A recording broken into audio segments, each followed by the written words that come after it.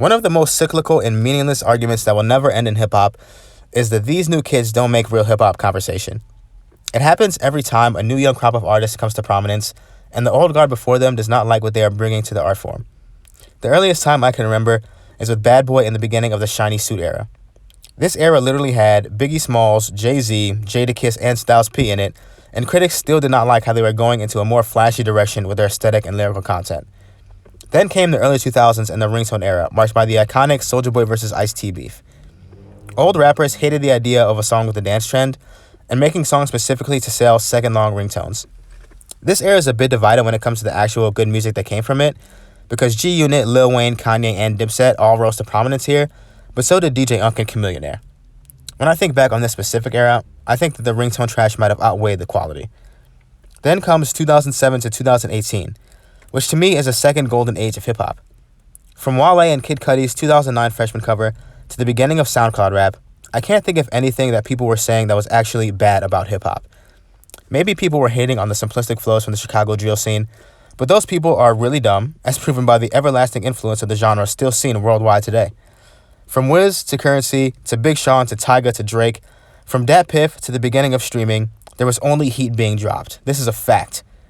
Now we have the current evolution of SoundCloud rap, mumble rap, emo rap, whatever you want to call it, where people complain about the drug talk, super emotional content, lack of overall lyricism, and online antics. But as this generation moves on, it's clear to see that there's a bevy of high-quality artists to come from it. Many of those being who were the main spotlight of the original ridicule. Yachty and Uzi were the poster children for mumble rap, and have proven that they can be in hip-hop for as long as they decide to want to keep making music. J.I.D., Reason, and Griselda all rose to prominence during this time as traditional lyrical MCs. Trippie Redd and Playboi Carti surpassed everything anyone thought they would do, and I'd say their style spawned a new character named Yeet that doesn't seem to be slowing down at all. And just like the ringtone era, there's still plenty of trash that came with SoundCloud.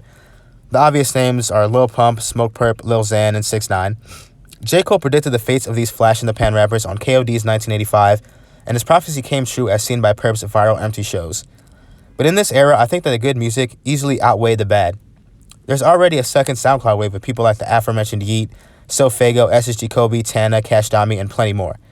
I say all of this to say that the cycle of the older generation thinking that the new one does not do it the right way will never end in hip-hop or in music in general. Metallica hated Blink-182 and the cycle continues.